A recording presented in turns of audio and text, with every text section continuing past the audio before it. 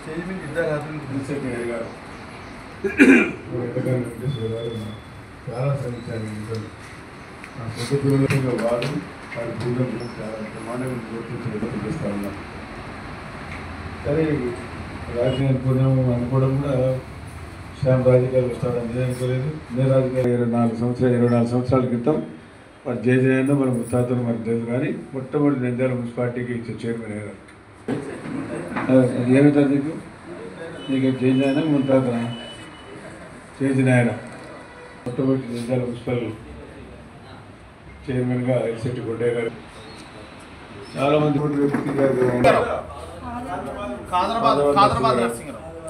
వాళ్ళంతా ఉన్నారు. మేమంతా ఒక సంఘీయులుగా ఉండేవారు. 20 టోల్గేట్ రావడం, రోడ్డు మంచి కమ్యూనికేషన్ ఉంది, ట్రాన్స్పోర్టేషన్ ఉంది, లాజిస్టిక్ బాగా పెరిగిపోయింది కాబట్టి ఈరోజు వచ్చాయి. దానికి దవాగా కారణం చంద్రబాబు నాయుడు గారు అని చెప్పి ముఖ్యంగా తెలుస్తాను. కాబట్టి చంద్రబాబు నాయుడు గారు ఉన్నప్పుడు మనం ఎన్నో అభివృద్ధి కార్యక్రమాలు చేయడం జరిగింది. మేమైతే నిందా ప్రాంతాలు చేసామంటే అది మన బాధ్యత, మన కర్తవ్యం. మన రాజకీయాలు వచ్చినందుకు మనం ప్రజలకు చేయాల్సిన అవసరం. మన కొంచెం స్థానికంగా ఉండేవాడిని, ఇక్కడ ప్రతి ఒక్కరిని పేరు చూపించేవాడిని నేను. మా ఇంటికాడ ఇప్పుడంతా మాకు మేముదంటే మాకు అదే మైనార్టీలు తక్కువ, అసలు మా మైనార్టీ లేదు.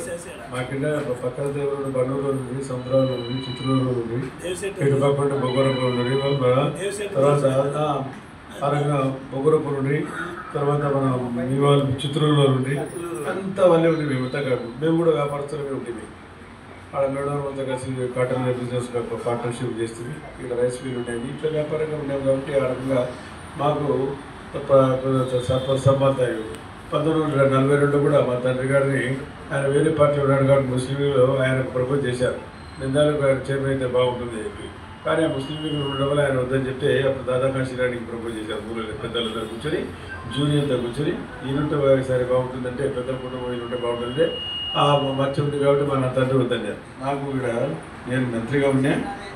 నిందాలలో షాదీఖానా వెనకాల మీకు తెలుసు ట్రీట్మెంట్ ప్లాంట్ ఉంది, వాటర్ ట్రీట్మెంట్ ప్లాంట్.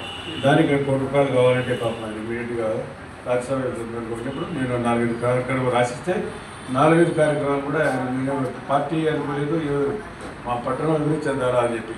దానికి అదేవిధంగా పాపం ఆయన 6 కోట్ల రూపాయలు ఇస్తే దానికి 60-70 లక్షల రూపాయలు పెట్టి, అదేవిధంగా మన పవర్ హౌస్ దగ్గర వాళ్ళు అక్కడ ఆ ప్రాంతంలో నుంచి నన్ను స్టేట్ బ్యాంక్ ఎన్జిఓస్ కాలనీ నుంచి విశ్వనగర్ రావాలని చుట్టూ తిరిగి రావాలని ఎన్జిఓస్ కాలనీ నుంచి మా ఇక్కడ బ్రిడ్జి ఏర్పాటు చేయమని చెప్తే ఆయన ఇచ్చిన ఫండ్స్తో అక్కడ బ్రిడ్జి ఏర్పాటు చేశారు. అదేవిధంగా స్టేట్ బ్యాంక్ కాలనీకి ఎన్జిఓస్ కాలనీకి లింక్ రోడ్ కావాలంటే స్టేట్ బ్యాంక్ కాలనీ నుంచి లింక్ రోడ్ కూడా ఇచ్చారు. అదేవిధంగా తిక్కసరం దగ్గర నుంచి రోడ్డు పోవాలంటే రైల్వే స్టేషన్ దగ్గర ఇచ్చిందంటే ఆ రోడ్డు కూడా మాకు ఇచ్చారు డబ్బులు నేను అడిగితే. ఆ రకంగా అందరితో కూడా డబ్బులు తీసుకొని కార్యక్రమం చేయడం జరిగింది. కాబట్టి పేరు శాశ్వతం అనేది కాదు, మనం చేసిన పని శాశ్వతం. ఇప్పుడు పేరు పెట్టారు, పొరపాటు అవసరం లేదు. ఇచ్చినవారు మహానుభావుడు ఈ స్కీమ్ వదిలిపెట్టింది ఆయన. పేదల కోసం అయితే వాళ్ళు మైనార్టీలు ఎక్కడో గల్లీలను లేకుండా స్లమ్ ఏరియాలు ఎక్కువ బతుకుతూ ఉంటారు. అక్కడ వాళ్ళకి ఏదో ఒక కమ్యూనిటీ హాల్ లేకపోతే కష్టం, కమ్యూనిటీ హాల్ కట్టిద్దామని కాన్సెప్ట్ తీసుకొచ్చింది ఆయన. కాబట్టి ఆడ ఆయన పేరు పెడతామని ఆయన పేరు పెట్టారు. నాకు ఎవరో పొడి చెప్పి నాన్న పేరు పెట్టా, పని చాలా మంచి పని చేశామని చెప్పి. మనం ఏం చేయాలి, ఆయన గారి స్కీమ్ తీసుకొచ్చాడు కాబట్టి ఆయన తన నాయన గారి పేరు పెట్టాయని చెప్పి చెప్పడం జరిగింది. ఆ రకంగా అభివృద్ధి కార్యక్రమాలు నేను సొంతంగా ఎప్పుడైనా నాకు కావాలని కాదు, ప్రజలకు కావాలా. చంద్రబాబు నాయుడు గారి బై ఎలక్షన్లు కూడా పిలిచారు 2017లో. బ్రహ్మ గారి ఎలక్షన్ల ముందు నాగిరెడ్డి గారు చనిపోయిన తర్వాత ఈ రోడ్డు వేయడానికి చేయాలి, పనులు ఏం చేస్తాను అని చేయండి సార్, మంచిదే కదా అని. లేదు ఖరీదు దగ్గర నుంచి మొదలు పెడతాను. ఫస్ట్ ఖరీదు ప్రజలకు నమ్మకం రావాలంటే నీ దగ్గర నుంచి మొదలు పెట్టాలని. మరి సార్ ఇది 1 కోటి రూపాయలు నా ఒక్కదే కాదు, నా పని పోతే నువ్వు ఫ్రీ కూడా ఇస్తా, నాతో పాటు గాంధీ చౌక్ నుంచి 210 వరకు పోతారు. పాపం వాళ్ళ అన్యాయం అయిపోతారు కదా, మన డబ్బులు ఎట్లా అన్నా 1-2.5 ఇద్దాంలే వేసాను. సరే మీ ఇష్టం సార్ అని అన్నప్పుడు అందరూ పిలిపించి మాట్లాడుతున్నాం. మా పిల్లలు కూడా ఉన్నారు, వాళ్ళు కూడా కాంప్లెక్స్ కూర్చొని మాట్లాడతా. ఇతను 1కి 18 ఉంటే 18 మాకు 45 వేసిస్తామని చెప్పినారు. రాసి తాగిన తర్వాత కూడా వాళ్ళకి కూడా అదే రేటు ఇవ్వాలి సార్ అని చెప్పారు. వాళ్ళకు కూడా అదే రేటు ఇవ్వాలి, వాళ్ళు కూడా ప్రాపర్టీ కదా అని చెప్తే అక్కడ సబ్ రిజిస్టర్ ఆఫీస్ రేట్ తక్కువ ఉన్నాయి. రాసి తాగిన తర్వాత 6,000 రూపాయలు ఉన్నాయి, ఇక్కడైతే 18,000 రూపాయలు ఉన్నాయి సబ్ రిజిస్టర్ ఆఫీస్లో.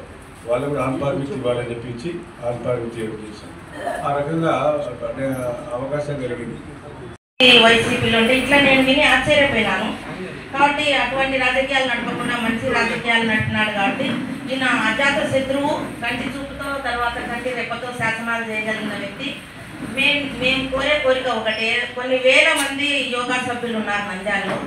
ప్రభుత్వ ఆసుపత్రులకు లక్షల కోట్లు ఖర్చు పెడుతుంది ప్రభుత్వం. కొంత డబ్బు ఖర్చు పెడితే మేము చాలా మంది ఆరోగ్యంగా ఉంటాము. తర్వాత మీ నంద్యాలలో ఇంత మంచి యోగా సెంటర్ జరుగుతుందా, ఇంత మంచి వాళ్ళు ఉన్నారా అని మీకు పేరు తెచ్చే విధంగా మేమందరం జీవిస్తాము. కాబట్టి తప్పకుండా మీ కంటి చూపు మా ఆయుష్ యోగా సెంటర్ మీద ఉండాలని కోరుకుంటున్నాను. మీ పట్ల ఆయన లేడు కాబట్టి మీ ఆశీర్వాదాలు ఎప్పుడు ఉండాలా. అంటే భయం అవుతుంటుంది, ఎంతో అంత చుట్టూ ఉంటారు జనం అని చెప్పి. అట్లా ఉండకుండా సర్వసాధారణంగా జీవించే వ్యక్తి మీరు నిండు నూరేళ్ళు ఇంకా చాలా సుదీర్ఘ జీవితం జీవించి నంద్యాల పట్టణ ప్రజలకు సేవ చేయాలని కోరుకుంటున్నాను. నేను యోగా కేంద్రంలో ఎప్పుడన్నా చెప్తుంటా, నేను రామచంద్ర బాబా దగ్గర ఇది నేర్చుకున్నాను, రవిశంకర్ దగ్గర ఇది నేర్చుకున్నాను, పాంప్లెట్ గారి దగ్గర ఈ విద్య నేర్చుకున్నాను, రాపతి రామారావు గారి దగ్గర ఈ విద్య నేర్చుకున్నాను అంటే కొందరు చెప్తుంటారు నా సీనియర్స్ గురించి. వాళ్ళ పేర్లన్నీ చెప్పాకు నీ పేరు తగ్గిపోతుంది.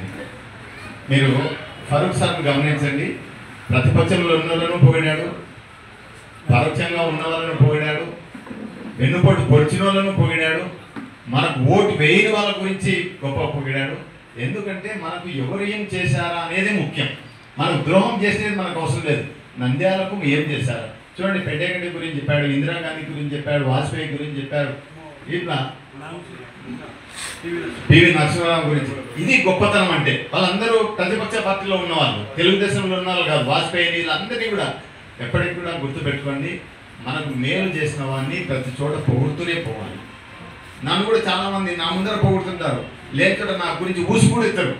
నాకేనో వాళ్ళు చెప్తుంటారు, గురించి నువ్వు చేసిన వాడిని గురించి అసలు మీటింగ్లో చెప్పలేదు, చెప్పకపోతే చెప్పకపోయినాడు నీకు తెలుసు కదా అంటాను. అవునా కాదు? అందుకు మనకు అవసరం లేదండి. మనము 10 మందికి మంచి చేస్తూ పోవాలి. సార్ నేను కోరుకునేదంటే రాజకీయ నాయకుడు అంటే అజమాయిష్ చేయడం కాదు, ప్రభావితం చేయాలని. అలాగే సార్ ఎదుగుదలకే టైం కేటాయించాలని, ఇతరులు తొక్కాలని కాకుండా ఎదుగుదలకు ఇంకా కృషి చేయాలని, కార్యకర్తలకి ఇచ్చే న్యాయం కార్యకర్తలకు చేయాలి, ఓటర్కు చేసే న్యాయం ఓటర్కు చేయాలి. ఎందుకంటే కార్యకర్తలు లేనిది ఓటర్లను తీసుకొని రాలేరు, ఓటర్లు లేనిది మీరు ఈ స్థాయికి రాలేరు. అందుకోసం కార్యకర్తలకు న్యాయం చేయాలి, ఓటర్కు న్యాయం చేయాలి. నంద్యాలలో సుమారుగా 10,000 మంది పైన మా ఓటర్ సభ్యులు యోగా సభ్యులు ఉన్నారు సార్. వారి తరపున ఎప్పుడైనా మేము అవసరం వస్తే నా దగ్గరికి వచ్చినప్పుడు నేను వారిని తీసుకొని వస్తాను. వారందరికీ కూడా మీ సహకారం ఉండాలని చెప్పి ఈరోజు 10 నిమిషాలు ముగిస్తానే, 1.5 గంట అయింది. మీరందరూ ఇంతసేపు కూర్చున్న గురించి ధన్యవాదాలు తెలియజేసుకుంటూ కేక్ కట్ చేస్తాను. గుంపులు కాదు, సార్తో ఫోటో దిగండి, ఎవరికైతే వాళ్ళు వెళ్ళిపోండి. యోగా సెంటర్ నూరా అని పిలిచేది పెట్టుకోవాలండి. అందరికి ఫోటో తీసి వెళ్దాం. ఈ ఫోటో గుర్తు పెట్టుకోండి, ఎప్పుడో దిగామని చెప్పి. వాళ్ళ అబ్బాయి మళ్ళీ రేపు ఎన్నికలు తిరుగుతున్నప్పుడు మేము అప్పుడు యోగా సభ్యులు అప్పుడు ఫోటో దిగాము, మీ ఫాదర్ తను చూపించే స్థితిలో ఉండాలని కోరుకుంటూ సెలవు తీసుకుంటాం.